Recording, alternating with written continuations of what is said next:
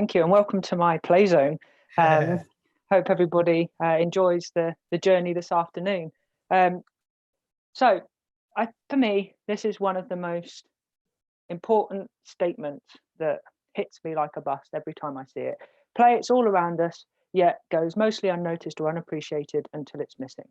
And as soon as those kids disappear, we think play doesn't exist.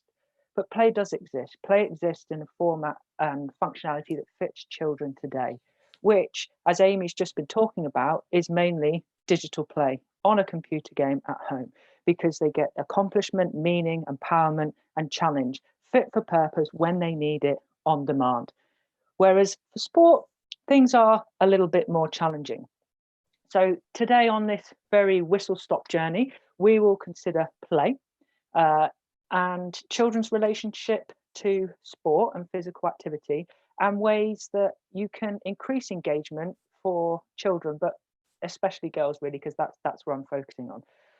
So I'd like to take a moment, and I'd like you to remember back to when you were young. So shorter, smaller, more, at one with the world and feeling almost like the young Peter Pan version of yourself.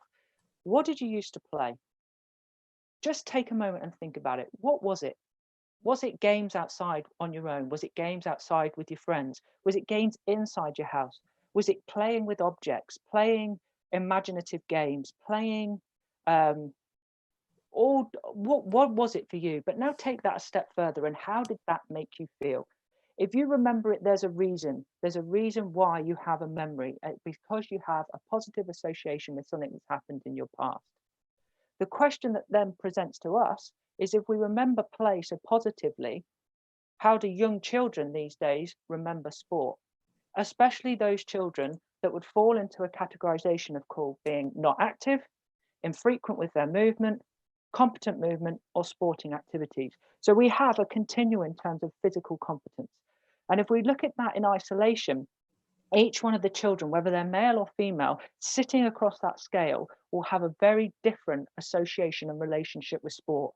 If you're engaged in sporting activities, you're going to look back with sport and go, do you know what? I really love that. I remember playing Kirby. I remember playing World Cup.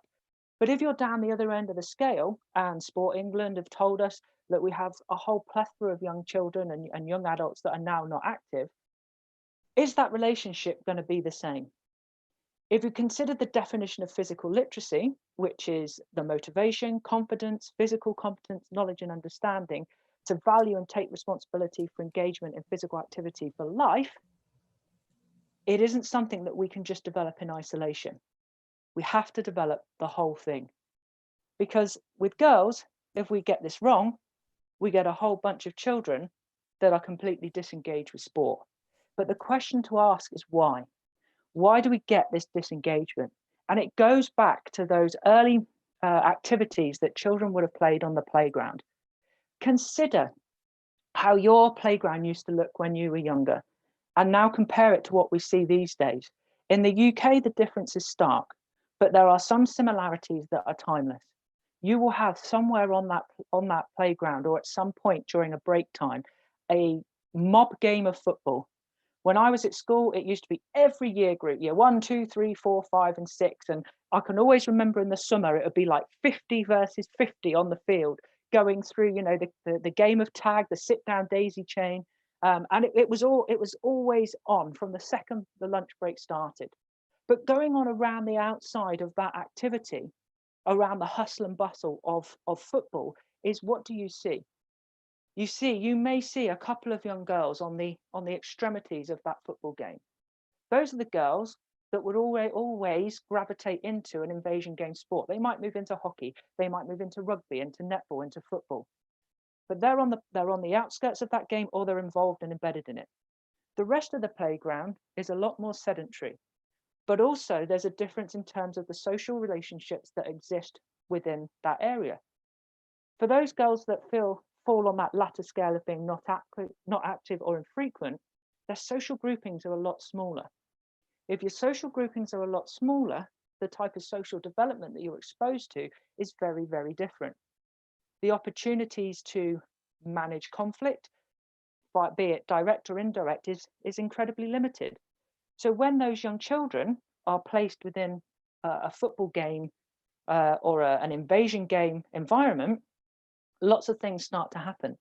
They become overwhelmed, they become stressed, and they go into a flight or fight response. And normally, and I'm sure most of you will be able to associate with that, they start to talk.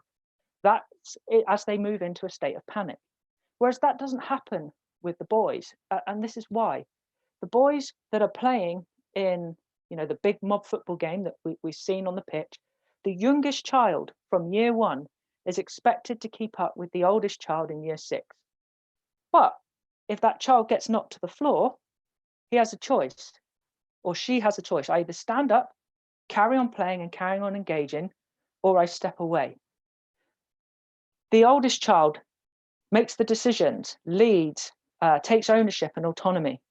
When we're playing on this playground game and Sergio comes in with a really bad sliding tackle from behind, takes me out and I hit the deck, straight away, the decision making from those young children without any adult interference happens really quickly.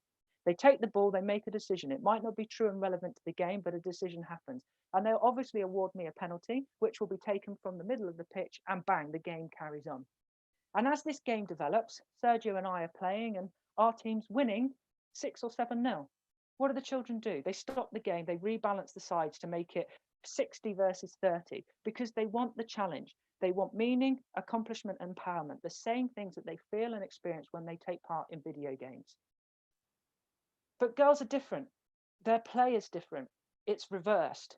When you step outside of that footballing environment, the oldest child is expected to drop down to the needs and ability of the youngest child. They are true to the stereotypes of mothering and nurturing, and this becomes problematic because when they are put, like I said, in that invasion game space, things become overwhelming and something that they would like to avoid, completely avoid, because of the way it makes them feel. Consider interactions with a soul best friend. You limit what you can learn and develop. So what we have tried to do at the FA is look at play in its purest form to try and help those that are at the latter end of that physical competence scale to develop a lifelong love of sport. And that's going to happen through play. So what is it? To start with, it's a child's right. It's part of the rights of the child. It's Article 31. And when you look at the definition within the article, it talks about fun, uncertainty, challenge, flexibility, productivity, the same things that Amy's spoken about in her presentation on gamification. Not gamification, sorry, Amy, in Amy's presentation. But everything that you do has to have the child at the heart, and it needs to link to their motivations, not ours as the facilitator.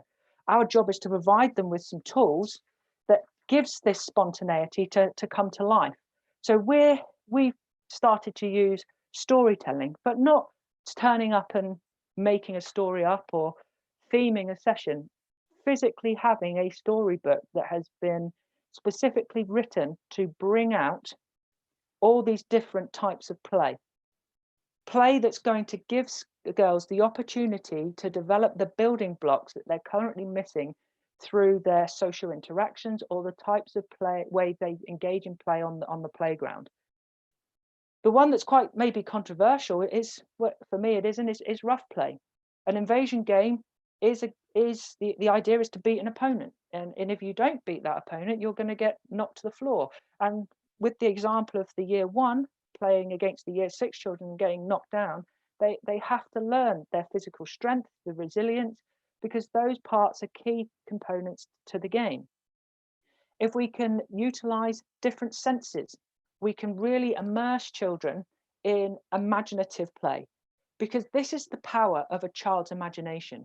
Children are the most creative beings on the planet. They are experts in it. I'm old now and I would call myself creative, but put me up against a 10-year-old and there is no competition. The experts are stood right in front of you. They just have to be given the environment and the freedom to have that opportunity to create things for themselves. The challenge that presents to me is I don't know what I'm going to get, which makes me feel vulnerable and exposed, because I have a lovely session plan where I've drawn maybe a rectangle or a square, And by giving that complete autonomy to the children, straight away I'm on the back foot because I don't know what I'm going to get. And every time I've delivered one of our shooting star sessions, I've got something completely different every single time, because it's the child's right to lead the play how they want to. And there's things to draw out of that. We look at a session when children are running around, whether it's a basketball training session, a football training session, netball, hockey, and lots of things start to happen. You might see one of the children playing on their own, engaging in the practice on their own in solitary play. And straight away, our immediate reaction is to try and get them to collaborate with others. Why do we do that? Because that's what we planned. But my challenge would be, instead of doing that, could you just step back and have a look and try and ask yourself, why is that child playing or undertaking this task on their own? Because it's a real key milestone for you to understand where they are in their development. It might be that the activity is new and cognitively they need to understand and embrace the challenge before they're ready to start cooperatively collaborating with other people. Over a few weeks, you will start to see that development. But if you're forcing it and not standing back and just letting the kids play and engage, you're potentially missing key opportunities for the children to grow and develop. So how do we get the challenge right? And like I said, it comes to storytelling. One, because it gives the opportunity to just play. Because if I'm telling you a story, it's my story. There's nobody can tell me that it's wrong. It's a story.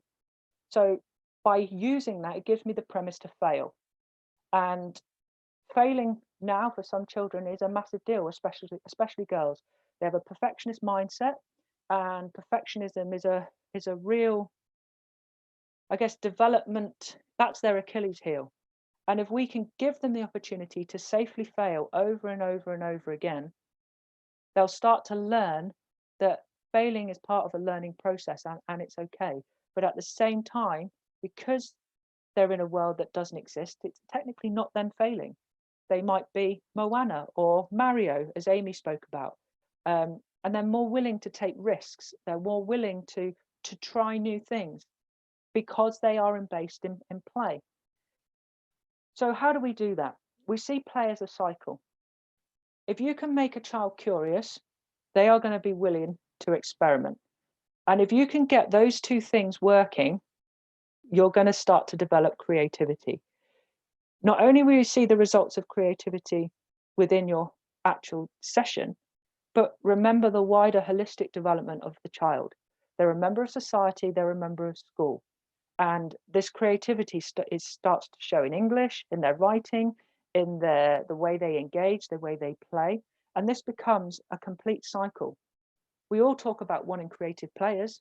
Messi, we'd love to have another Messi. We'd love to have another Ronaldo. Creativity doesn't happen by accident. It's done and instrumented in children through really carefully planned sessions. By that, I don't necessarily mean, here's my arrival activity, my practice, my game. It's more about, what question can I pose to little Johnny that's been engaged in solitary play that's going to make him curious and be more willing to experiment with the challenge that I'm going to pose to him. Because it always comes back to the point that the child is at the heart of this process and it's their play. But if I can get them to have fun, have challenges, be flexible, their productivity will subsequently increase in what we're aiming and challenging them to do. So, some top tips. Start with intrinsic motivation. Embrace choice and autonomy, and at the same time, just be vulnerable. It's okay to stand there and be completely out of control. It happens to everybody. You never know what children are going to do. I've delivered a session when we talked about a runaway train, and the train of children left the area we were playing in and didn't come back for about 12 minutes. And 12 minutes is a long time, but when you've got children accelerating, decelerating, copying, immersing themselves in a challenge that they're creating, why stop it? Because my piece of paper says something different. Try and scaffold the journey for each child and embrace play. Look at the types of play they're engaging with. Is it collaborative? If it's cooperative, is it rough? And how can you then help them to manage their own journey? Because there's no point in developing behaviors in isolation. If we're looking to develop a love of sport for life, that can't just happen for a once a week session that they have with you. If they really love and immerse themselves in play, which is what we see in storytelling sessions, they're then replicating that autonomously led on their own time in breaks and lunch times. So they're then repeating movements, they're getting greater practice, they're reducing the deficit between other children that have potentially practiced and engaged in sport for many, many, many more years than they have. And let them play in their way. Every child is unique and different, and we always talk about embracing that. But letting that happen, that's tough. I can tell you how many times I've watched a session and I've had to bite the insides of my cheeks just to stop myself saying something because I wanted to let the play happen. It's a challenge. The challenge is to then, as a coach, use your observation skills and watch the emotional development of each child and try and challenge them through high order questions. Plant the clues, let the seeds grow, and see what each child comes up with. And remember, play is magical if you let the story begin. And we only want children to engage, not for an hour a week, but for their whole life. So we have to develop their confidence and competence across that spectrum to see, if we can keep them involved in a sport, be that football, hockey, netball, rounders. The journey and responsibility starts with the people that lead that journey, which is us.